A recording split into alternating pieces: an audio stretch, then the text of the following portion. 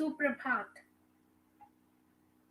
108 उपनिषदों की श्रृंखला में आज का हमारा उपनिषद है नरसिंह पूर्वतापिन्यु उपनिषद। यह उपनिषद लगभग 16 पेजों का है और आधा घंटे से थोड़ा सा ऊपर चला जा सकता है, 5 मिनट। तो दीक्षित जी, आपको सुप्रभात। कल मैं आपका वेट कर रही थी प्राइवेट चैट में, पर आप शायद बिजी हो गई थी। तो आज जब ये मैं उपनिषद खत्म कर लूंगी तब हम बातचीत कर सकते हैं। तो मैं शेयर करती हूँ आपसे नरसिंह पूर्वतापिन्यु उपनिषद। यह उपनिषद अथर्ववेदीय परंपरा से संबद्ध है। इसमें देवगणों एवं प्रजापति के बीच प्रश्नोत्तर के माध्यम से सविशेष साकार और निर्विशेष निराकार ब्रह्म का निरूपण किया गया है। 5 प्रखंडों में यह उपनिषद उपनिबद्ध है। ये पांचों प्रखंड भी उपनिषद के नाम से प्रसिद्ध है। इस उपनिषद में परमात्मा को परम पुरुषार्थी नरसिंह रूप में व्यक्त किया गया है। कहा गया है कि परम पुरुष के तप से सृष्टि विकसित हुई। सृष्टि विकास का उसका पहला पूर्व तप कहा जाने योग्य है। सृष्टि विकास का क्रम स्पष्ट करने वाले उपनिषद को पूर्वतापिनी कहा गया है। प्रथम उपनिषद का वर्ण्य विषय है सृष्टि के मूल में प्रजापति की कामना, प्रजापति द्वारा अनुष्टुभ मंत्र का दर्शन, संपूर्ण जगत अनुष्टुभमय मंत्र राज के 4 पाद, ऋषि देवता छंद विषयक प्रश्न पाद और अंग सहित मंत्र का फल, लोक वेद ब्रह्मा आदि के रूप में साम का ध्यान, मंत्र राज साम का महात्म्य तथा इस विद्या की महिमा। द्वितीय उपनिषद का वर्ण्य विषय है नारसिंह मंत्र राज द्वारा संसार से पार होना, प्रणव के पादों का साम के पादों के साथ तादात्म्य, साम की अनुष्टुप्ता, साम की पंचांगता, ओंकार की न्यास प्रक्रिया, मंत्र राज के प्रत्येक पद द्वारा न्यास, मंत्र राज के उग्र वीर आदि पदों की सार्थकता। तृतीय उपनिषद में मंत्र राज के शक्ति बीज आदि की जिज्ञासा तथा शक्ति और बीज का स्वरूप निरूपण है। चतुर्थ उपनिषद का वर्ण विषय है अंग मंत्र का उपदेश, प्रणव की ब्रह्मात्मकता, प्रणव के चारों पदों का निरूपण, सावित्री गायत्री मंत्र का स्वरूप, यजुर्लक्ष्मी मंत्र, नृसिंह गायत्री मंत्र आदि का स्वरूप निरूपण।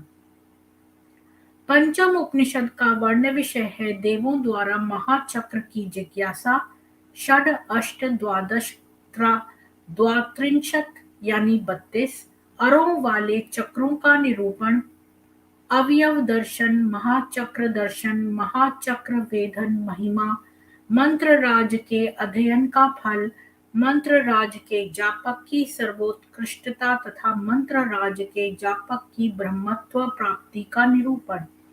इस प्रकार निर्विशेष ब्रह्म का सविशेष ब्रह्म नरसिंह भगवान के साथ तादात्म्य निरूपित हुआ है।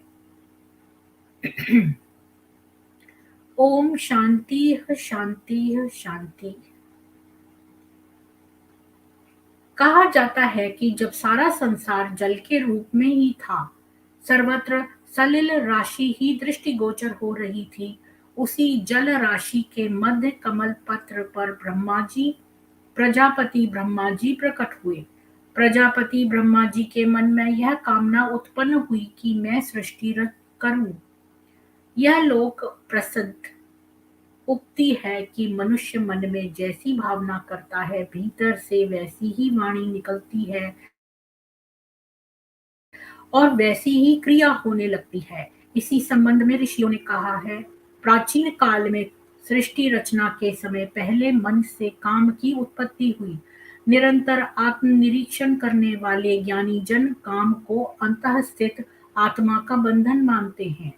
प्रकृति के कार्यभूत मन में ही काम प्रकट होता है, ऐसा ज्ञानी जनों का मानना है। सृष्टि के आदि में यह आपह मूल क्रियाशील तत्व ही विश्व का कारणभूत बना। जिससे सृष्टि रचना हुई। जो लोग इस रहस्य को जानते हैं वे जिस वस्तु की इच्छा करते हैं उसे प्राप्त भी कर लेते हैं। सृष्टि रचना के उद्देश्य से ब्रह्मा जी ने तप आरंभ किया। उस तप के परिणाम स्वरूप अनुष्टुप छंद में आबद्ध इस नारसिंह मंत्र राज का साक्षात्कार हुआ। उन्होंने मंत्र राज के प्रभाव से इस दृश्य जगत की रचना की।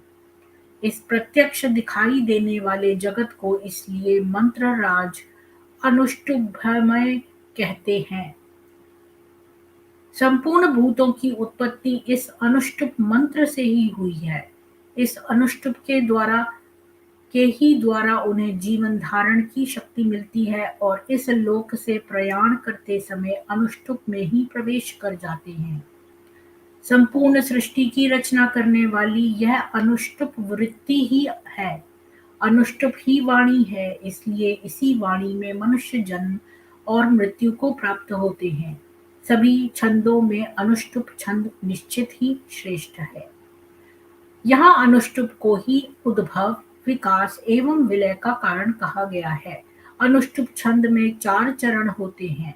छंद का एक अर्थ काव्यात्मक गठन विशेष होता है तथा दूसरा व्यापक अर्थ होता है जो आच्छादित किए हुए है। जिस प्रकार अनुष्टुप 4 चरणों में व्यक्त होता है उसी प्रकार इस सृष्टि की विभिन्न धाराएं 4-4 चरणों में व्यक्त हैं। यथा 4 वेद, 4 प्रकार के प्राणी, स्वदेज, अंडज, जरायुज और उद्भिज, अंतःकरण चतुष्टय, 4 वर्ण, 4 आश्रम आदि। अगले ही मंत्र में सृष्टि को 4 चरणों यानी भूमि, अंतरिक्ष, द्युलोक एवं परम व्योम में व्यक्त कहा गया है। अगले मंत्रों में भी सृष्टि के विभिन्न चतुष्टय कहे गए हैं, इसलिए सृष्टि को अनुष्टुपमय कहा गया है। सप्त द्वीपा, वसुंधरा, पर्वत और समुद्र इस साम रूपी मंत्र राज के प्रथम चरण से उत्पन्न हुए, ऐसा जानना चाहिए। उस साम के द्वितीय चरण से यक्ष, गंधर्व और अप्सराओं से सेवित यह अंतरिक्ष बना, ऐसा समझना चाहिए। उसी साम के तीसरे चरण से वसु, रुद्र और आदित्य आदि देवताओं से सेवित द्युलोक हैं, ऐसा जानना चाहिए। तथा जो माया रूपी मल से मुक्त निरंजन पवित्र परम व्योममय ब्रह्म रूप है उसे साम के चतुर्थ चरण से उत्पन्न हुआ जाने। इस प्रकार से जानकर प्राणी अमृतत्व को प्राप्त कर लेता है। समस्त अंगों और शाखाओं सहित ऋक्, यजुः, साम और अथर्व चारों वेद इस मंत्र राज के 4 पाद हैं। मंत्र राज का ध्यान कैसे किया जाए, उनका देवता कौन है, अंग कौन कौन से हैं, देवताओं का गण एवं छंद कौन सा है और इस मंत्र राज के ऋषि कौन हैं। उन प्रसिद्ध प्रजापति ब्रह्मा जी ने कहा, श्री बीज श्रीम से अभिषिक्त अष्टाक्षरी गायत्री मंत्र के रूप में जो पुरुष इस मंत्र राज का स्वरूप जानता है वह श्री संपन्न होता है। वेद मंत्रों के आदि में प्रणव का उच्चारण किया जाता है। प्रणव को इस साम का अंग समझने वाला त्रैलोक्य विजयी होता है। जो ज्ञानी पुरुष 24 अक्षर वाले महालक्ष्मी मंत्र को यजुः स्वरूप जानता है वह यश, ज्ञान, आयु और ऐश्वर्य को प्राप्त कर लेता है। अंगों सहित साम को जानने वाला अमृतत्व को प्राप्त हो जाता है। अतः अंगों सहित इस साम को जानना चाहिए। ज्ञानी लोग अनधिकारियों, स्त्री शूद्रों को प्रणव, गायत्री एवं यजुः स्वरूप महालक्ष्मी मंत्र का उपदेश नहीं करना चाहते। वे 32 अक्षरों वाले साम को जाने। इसे जो जानता है वह अमृतत्व को प्राप्त होता है। गायत्री, प्रणव और यजुर्वेद स्वरूप महालक्ष्मी मंत्र को यदि अनधिकारी स्त्री शूद्र जान ले तो भी वे मरने के बाद अधोगति को प्राप्त होते हैं। ऐसे में मंत्र देने वाले आचार्य को सावधान रहना चाहिए क्योंकि वे भी उन्हीं के साथ अधोगति को प्राप्त करते हैं। यहाँ स्त्री शूद्र को अनधिकारी कहने का विशेष प्रयोजन है। जो निरंतर बातचीत करने में दत्तचित्त रहती है अथवा गर्भ धारण करके करने उसके संरक्षण में संलग्न रहती है वह स्त्री है। स्त्या- स्त्यायति गर्भो यस्मामिति सत्यायेते शुक्र शोणिते यस्यामः स्तय शब्द संघातयोः प्लस उट। ऐसी स्त्री के लिए मंत्राष्ट अनुष्ठान की प्रक्रिया कैसे सुकर हो सकती है। शूद्र उसे कहते हैं जो शोकाभिभूत रहता है। शोचतीति शूद्रः। निरंतर शोकाकुल रहने वाले के लिए मंत्र आदि का क्या प्रयोजन, क्योंकि मंत्र आदि का जप मनन चिंतन शांत मनः स्थिति में ही संभव है। इन्हीं कारणों से स्त्री शूद्र को अनधिकारी कहा गया है। जो इन स्थितियों से परे हों उनकी बात यहाँ नहीं कही गई है। प्रजापति ब्रह्मा जी पुनः कहने लगे, मंत्र राज साम के प्रथम पाद के रूप में सभी देवों, सभी अग्नियों, सभी प्राणियों, सभी प्राणों, सभी इंद्रियों, सभी पशुओं, अन्न अमृत सम्राट स्वराट और विराट को जानना चाहिए। द्वितीय पाद के रूप में ऋक यजुः साम एवं अथर्व वेद सूर्य तथा सूर्य मंडल में स्थित हिरण्मय पुरुष को जानना चाहिए। तृतीय पाद के रूप में सभी औषधियों और तारापति चंद्रमा को जानना चाहिए और उस साम के चतुर्थ चरण के रूप में उन भगवान विष्णु ब्रह्मा शिव अग्नि इंद्र और अविनाशी परमात्मा को जानना चाहिए। जो इस प्रकार चारों पादों को जान लेता है वह अमरता को प्राप्त कर लेता है। मंत्र राज अनुष्टुप में उग्रम यह पद प्रथम चरण का आदि अंश है। ज्वलम पद दूसरे चरण का आदि अंश है। तीसरे चरण का आदि अंश नृसिंह यह पद है एवं चौथे चरण का आदि भाग मृत्यु यह पद है। ये चारों पद साम के ही स्वरूप हैं। जो इस प्रकार समझता है वह अमरता प्राप्त कर लेता है। इसलिए इस साम को यदि किसी को देना हो तो सेवा भावी पुत्र को एवं सदाचारी शिष्य को दिया जा सकता है। अनधिकारी को इसका उपदेश न करें। प्रजापति ने आगे कहा, क्षीर सागर में शयन करने वाला भगवान का जो नृसिंह रूप है वह परम पद रूप योगियों द्वारा ध्यान करने योग्य है। जो इस साम को इस तरह जानता है वह अमृतत्व को प्राप्त कर लेता है। यहाँ क्षीर सागर में शयन करने वाले नृसिंह भगवान के ध्यान से अमृतत्व की प्राप्ति का तथ्य वर्णित है जो युक्ति युक्त है। क्षीर सागर का अर्थ है क्षीर अद्यते इति यानी खाने योग्य पदार्थ तथा सागर न गरह मृत्युः येन स अगरः अमृतम तेन सह वर्तमानः। मतलब मृत्यु रहित अमृतत्व से युक्त अर्थात क्षीर सागर ऐसा खाद्य पदार्थ है जो अमृतत्व से युक्त है। इसे पदार्थ यचना के पूर्व का सृष्टि तत्व का प्रवाह भी कहा जा सकता है, जिसमें नृसिंह यानी मनुष्यों की जीवात्मा में तेज सिंचित करने वाले सोए हुए हैं। अर्थात अति सामर्थ्यशाली ईश्वरीय सामर्थ्य इसमें प्रसुप्तावस्था में है। ऐसे ईश तत्व का ध्यान करने उसे आत्मसात करने से अमृतत्व की प्राप्ति होना निश्चित ही है। वीर यह पद मंत्रराज अनुष्टुभ के प्रथम पाद के पूर्वार्ध का अंतिम भाग समझना चाहिए। तम स यह पद इस साम के द्वितीय पाद के पूर्वार्ध का अंतिम भाग समझना चाहिए। हम भी यह पद इस साम के चतुर्थ पाद के पूर्वार्ध का अंतिम भाग समझना चाहिए। यह सब साम ही है। जो ऐसा जानता है वह अमृतत्व को प्राप्त कर लेता है। इसलिए इस साम को किसी आचार्य के द्वारा जो इस प्रकार जानता है वह उसी शरीर में मुक्ति प्राप्त कर लेता है तथा दूसरों को भी मुक्त कराने वाला होता है। इसको जानने वाला यदि माया मोह में आसक्त भी हो तो वह मुक्ति की इच्छा करने लगता है। इस साम रूपी मंत्र का जप करने वाला भगवान नृसिंह का उसी शरीर से प्रत्यक्ष दर्शन प्राप्त कर लेता है। मुक्ति का इससे सरल मार्ग कलयुग में दूसरा नहीं है। समस्त अंगों सहित इस साम को जो जान लेता है वह अमृतत्व को प्राप्त कर लेता है। साक्षात ऋत और सत्य स्वरूप भगवान नृसिंह सर्वांतर्यामी और सर्वव्यापी परमात्मा हैं। वे काले और भूरे वर्ण के मनुष्य और सिंह की संयुक्त आकृति वाले हैं। ऊर्ध्व रेता भगवान नृसिंह के नेत्र अत्यंत विकराल एवं भयंकर हैं। वे सबके लिए कल्याणकारी हैं। उनके कंठ में नील एवं उनके ऊर्ध्व भाग में लोहित वर्ण होने के कारण भक्तजन उनकी आराधना नील लोहित नाम से करते हैं। सर्वदेव स्वरूप भगवान नृसिंह ही उमापति पशुपति पिनाकधारी, पिनाक नामक धनुष धारण करने वाले को पिनाकधारी कहते हैं, एवं अमित द्युतिमान यानी प्रकाशधारी महेश्वर हैं। भगवान नृसिंह ही सभी विद्याओं एवं भूतों के अधिपति हैं। भगवान नृसिंह ही ब्रह्मा जी के स्वामी, ब्रह्म के अधीश्वर एवं यजुर्वेद के वाच्यार्थ हैं। उन्हें साम ही जाने, ऐसा जानने वाला अमरता को प्राप्त कर लेता है।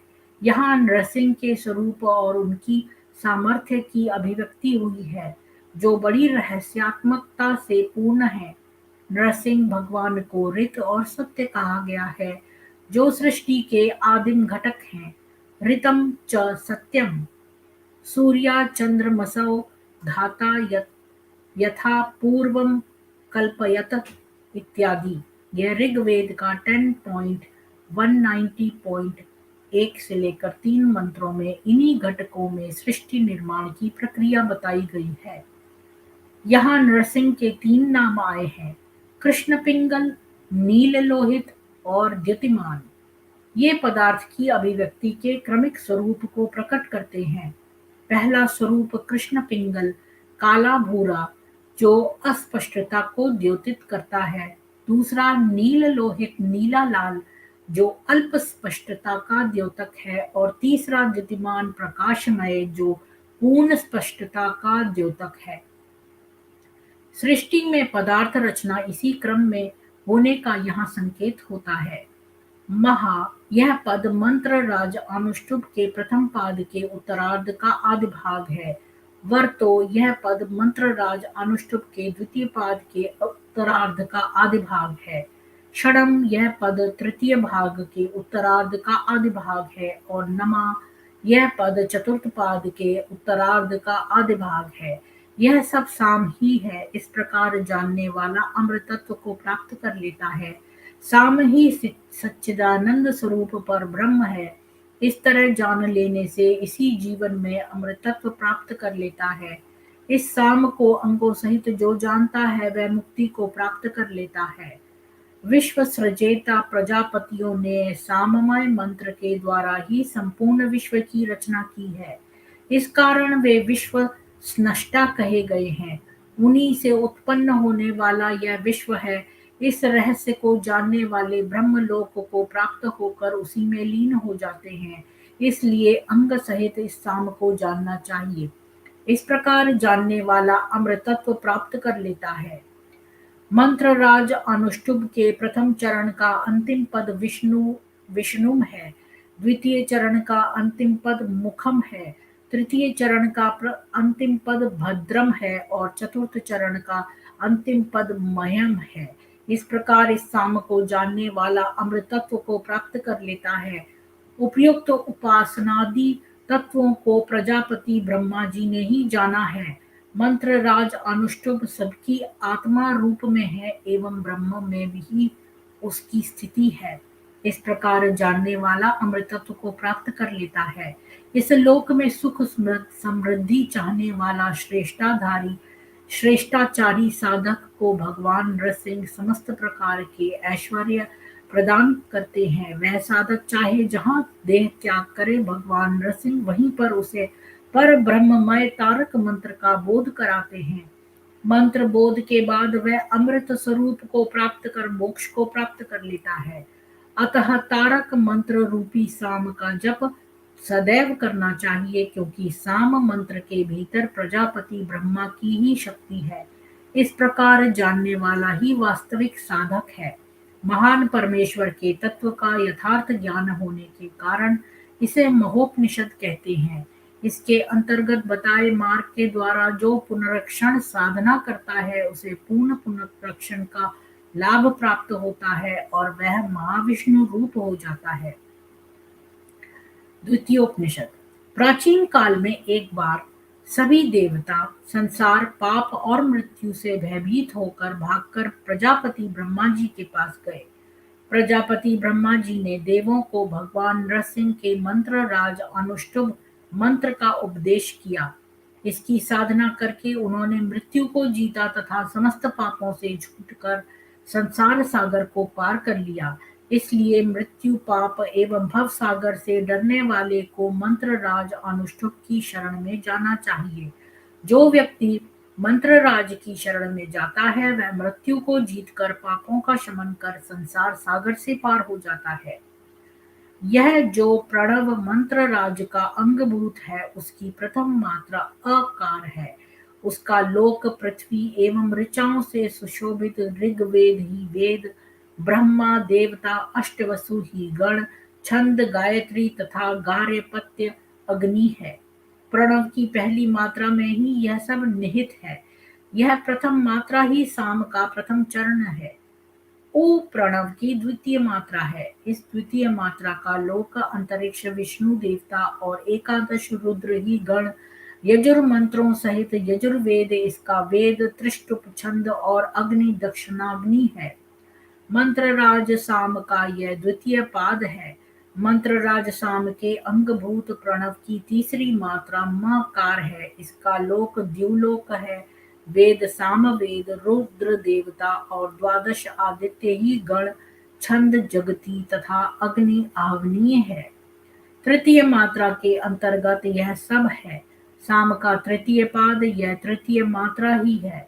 नादात्मक अर्ध मात्रा जो प्रणव के उच्चारण के अंत में ध्वनि के रूप में सुनाई देती है उसका लोक सोमलोक, ओंकारवाचक पर ब्रह्म ही देवता, वेद अथर्ववेद संवर्तक नाम की अग्नि, 49 मरुत ही गण विराट छंद हैं। इस चतुर्थ मात्रा विशिष्ट ओंकार के एक ही ऋषि हैं ब्रह्मा जी। अत्यंत प्रकाशमयी यह मात्रा ब्रह्म स्वरूपा है। प्रणव की यह चतुर्थ मात्रा ही साम का चतुर्थ पाद है। यह अनुष्टुप मंत्र कुल 32 अक्षरों का है जिसमें प्रथम चरण 8 अक्षरों का एवं शेष 3 चरण, तीनों चरण भी 8-8 अक्षरों के ही होते हैं। संपूर्ण विश्व की सृष्टि का केंद्र यह अनुष्टुप मंत्र ही है। इसी से उत्पत्ति एवं उसी से संहार भी होता है। 5 अंगों वाला यह अनुष्टुप मंत्र है। चारों चरणों के साथ पांचवा प्रणव भी उसका एक अंग है। प्रणव के साथ ही यह मंत्र पूरा होता है। मानव शरीर के भी 5 अंग बताए गए हैं। हृदय, सिर, शिखा, बाहुमूल और मस्तक।